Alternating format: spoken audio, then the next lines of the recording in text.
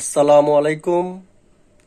অন্তর্বর্তীকালীন সরকারের প্রধান উপদেষ্টা, গরিবের বন্ধু, বাংলাদেশের লক্ষ লক্ষ মানুষের ভাগ্য পরিবর্তনকারী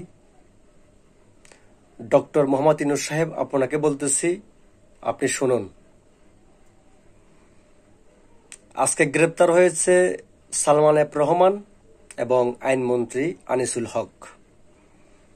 সাবেক অবৈধ আইনমন্ত্রী আনিসুল হককে বাদ দিলাম।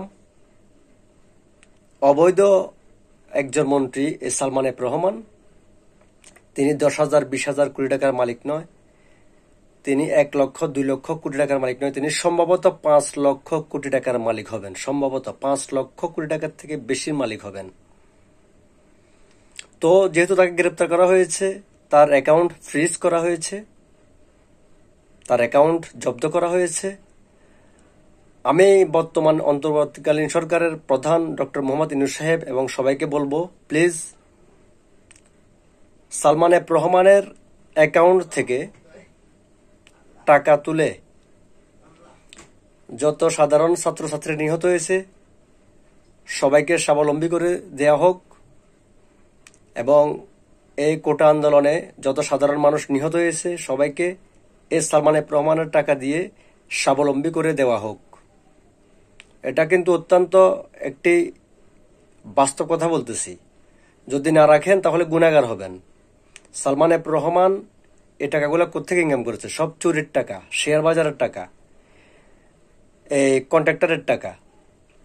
তো যারা নিহত হয়েছে এই সালমান এফ রহমানের অ্যাকাউন্ট থেকে তাদেরকে টাকা দিয়ে স্বাবলম্বী করে দেন।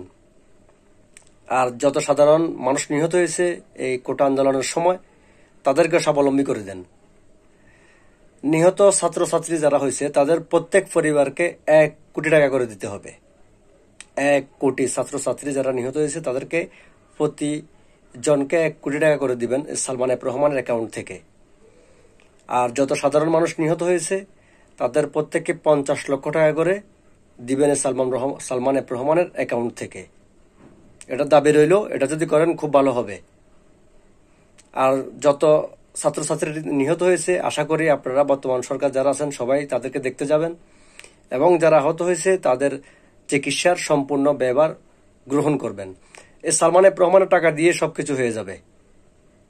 আহত নিহতদের পুনর্বাসন খরচ সব হয়ে যাবে।